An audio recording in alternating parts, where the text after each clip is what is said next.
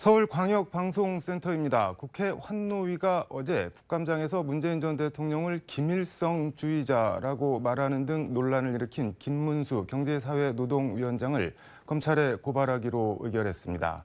여의도 초대석 국회 환노위 이은주 정의당 의원과 관련 얘기 해보겠습니다. 의원님 안녕하세요. 지금 시작한 건가요? 네. 뭘 한참 적고 계셨네요. 네. 어제 환노위 국감에서 김문수 경사노위 위원장에 대한 검찰 고발을 의결을 했는데 네. 국민의힘 의원들은 표결 불참하고 항의로 이렇게 퇴장을 했는데 고발 사유가 어떻게 되나요? 네. 지난 환노위 네. 경사노위 국정감사 때 네. 김문수 위원장께서 네. 하신 발언, 즉 그것이 국회에서의 증언 감정 등에 네. 관한 법률상 국회 모욕죄와 위증죄 혐의로 고발하는 것을 의결을 했습니다. 지난 12일이죠. 환노위 국감에서 김문수 경사노위 위원장한테 레드카드를 주셨습니다. 네. 레드카드를 갖고 나가실 생각을 어떻게 하신 건가요? 사실 처음 네. 임명됐을 때 너무 부적절한 인사이기 때문에 네. 몇 번 정의당 비대위원장으로서 원내대표로서 입장을 밝혔습니다.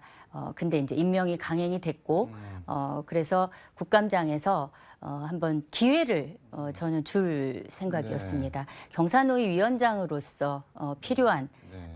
자질. 결국은 대화의 상대방을 인정해야 되는 거고 그 상대방에게 했던 그동안의 막말과 이 부분에 대한 명확한 사과 그리고 앞으로 이제 잘해 나가겠다라는 이제 약속을 받으려고 했는데 분명히 이제 두 가지 길이 있는 거죠. 네. 사과를 할 수도 있고 안 할 수도 있고 레드카드를 사용하지 않기를 바랬죠. 그런데 김문수 위원장이 자초를 했다 그런 말씀이신 건가요? 그렇죠. 그 막말이라고 말씀을 하셨는데 김문수 위원장 민주노총은 김정은의 기쁨조 등등 해서 참 이런저런 논란이 되는 말씀들을 많이 하셨는데 좀 민망하긴 한데 좀 한번 짚어보고 갈까요? 그동안 제가 가져왔습니다. 네네. 참 쌍용차 노조는 자살 특공대다. 노조는 머리부터 세탁해야 한다. 또 민노총이 김정은 기쁨조 맞지요. 화물연대 자체가 바로 북한에서 하고 있는 것과 똑같다. 차마 입에 담기 어려운 그런 노조에 대한 혐오를 담고 있는 그런 막말이죠. 이게 심상정 전 정의당 대표가 김문수 위원장에 대해서 이렇게 말씀을 하신 적이 있는데 동지로 지내던 시기에 김문수는 전설이었다 이렇게 말씀을 하신 적이 있는데 70년대 80년대 이렇게 노동운동이 어떻게 보면 대명사인데 지금은 어떻게 이렇게 반노조관 어떻게 보면 갖게 됐는데 아무튼 윤석열 대통령은 임명을 철회하거나 그럴 뜻이 없어 보입니다. 어떻게 할 수가 있을까요, 그러면? 네, 노동조합을 가장 잘하는 인물이다라고 오히려 그렇게 얘기를 했는데 노동 현장과는 대화 자체가 불가능한 그런 분입니다. 반노동, 반민주, 극우 인사다. 그래서 이건 능력의 측면에서 봐도 경사노위 위원장직을 수행할 수 없기 때문에 즉각 임명을 철회해야 된다고 생각을 하고요. 그리고 이 부분에 대해서 윤석열 대통령은 명확히 사과하셔야 된다라고 말씀드립니다. 사과라면 어떤 점을? 계속해서 임명과 관련해서 국무위원들 여러 명들 있었죠. 근데 한 번도 제대로 된 사과가 없었습니다. 그리고 이런 인사참사는 계속 일어나고 있다고 보고요. 그래서 국민들께 명확히 사과해야 한다고 봅니다. 지금 민주노총이 경사노위에 안 들어가 있긴 한데 한국노총도 김문수 위원장 계속하면 우리도 나가겠다 그런 입장인 것 같은데 그러면 경사노위 자체가 와해가 되는 거 아닌가요?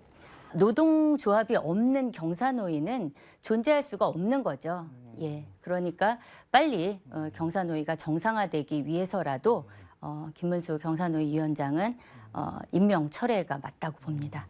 SPC 계열사 제빵 공장에서 20대 초반 여성 노동자가 끼임 사고로 죽었습니다. 근데 어제 환노위 국감에서도 지적과 질타가 많이 나왔던데 일단 배합기, 뭐 샌드위치 소스 배합기라고 하는데 높이가 한 1m 정도라고 하는데 그 사람 신장보다 낮잖아요. 근데 어떻게 해서 거기에 이렇게 해서 사망을 하게 된 건가요? 뭐 파악을 좀 하신 게 있나요? 일단 제가 현장에 가서 봤을 때 그 네. 배합기는 말하자면 안에 회전 장치가 있는 겁니다. 그러면 언제든지 안전사고가 발생할 수 있기 때문에 산업안전보건법상도 그렇게 회전기가 있는 기계 같은 경우는 반드시 뚜껑이 부착되어야 한다라고 되어 있습니다. 네. 근데 그 뚜껑이 열리면 자동으로 안전장치 안에 회전기가 멈추는 그런 안전장치가 되어 있어야 하는데 네. 사고가 난 그 기계 같은 경우는 그 안전장치가 없었던 거죠. 오히려 뚜껑을 열고 혼합물을 배합하는 그런 작업을 했던 겁니다. 그 뭐 이렇게 안전장치가 없다는 말씀은 이해가 되는데 빠진 건가요? 어떻게 혼합기 안에 뚜껑, 그러니까 안에 혼합기 안에 돌리는 거, 네. 예, 원노기가 돌아갈 때는 뚜껑 이제 위험한 상황이기 때문에 네. 뚜껑이 열면 멈춰져야 되는 거잖아요. 네. 근데 뚜껑을 열고 거기서 일하는 노동자들이 배합할 재료들을 이제 계속 네. 집어넣는 거예요. 네. 그 과정에서 이제 정확한 사고 조사는 해야 되는데 결과적으로 이제 끼임과 빨려 들어감 그렇게 해서 이제 끼임사가 된 건데 네. 사고가 난 그 같은 공정에서 일주일 전에 다른 노동자가 손끼임 사고가 있었다고 합니다. 전조가 있었던 거예요. 그런 거죠. 네. 이게 지금 숨진 노동자가 뭐 대학 진학도 포기하고 어머니랑 고등학생 남동생이랑 옥탑방에 살면서 뭐 생계를 책임졌다고 하는데 어제 그 국감에서 산업안전보건공단이 지난 5월 안전보건경영 시스템 재인증 심사 당시 뭐 제대로 심사했다면 죽음을 막을 수 있었다라고 지적을 하셨는데 이거는 같은 취지의 얘기인가요? 그렇죠. 안전 인증을 위해서 바로 혼합기에 네.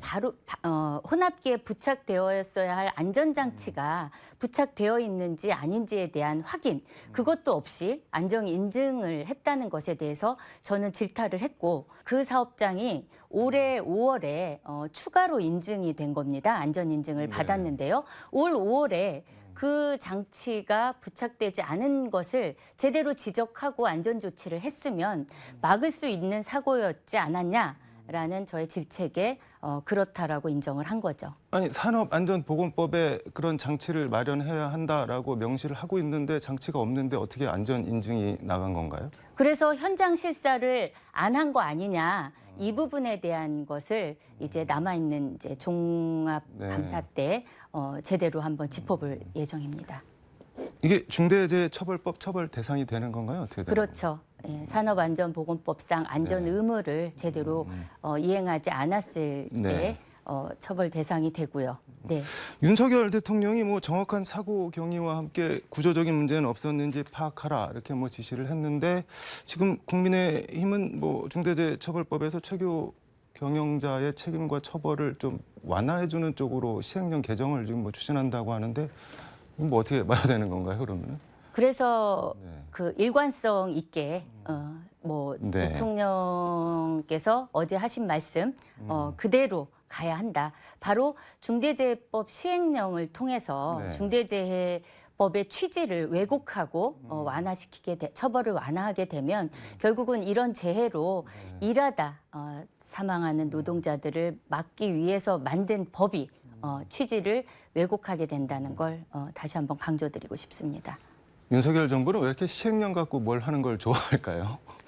뭐 여소야대 네. 국면에서 뭐 입법에 대한 내용적인 자신감이 있다면 충분히 가능한 건데 결국은 법적인 미비라고 저는 봅니다. 정당성이 부족한 거죠. 예, 시행령 정치 안 됩니다. 지금 뭐 저 방송 때문에 마스크를 벗기는 하셨는데 마스크도 노란 오늘 마스크를 쓰고 오셨는데 이 노란 봉투법 노동조합 및 노동관계조정법 일부 개정 법률안 대표 발의하셨는데 간략하게 내용이랑 취지를 좀 소개를 해주시죠. 네, 우리 헌법에 보장된 노동 3권이 있지 않습니까? 네. 근데 그중에 쟁의권 같은 경우 이 손배 가압류로 대단히 위협을 받고 네. 있습니다. 특히 이번에 그 대우조선 해양 네. 네, 우리 하청 노동자들의 투쟁을 통해서 네.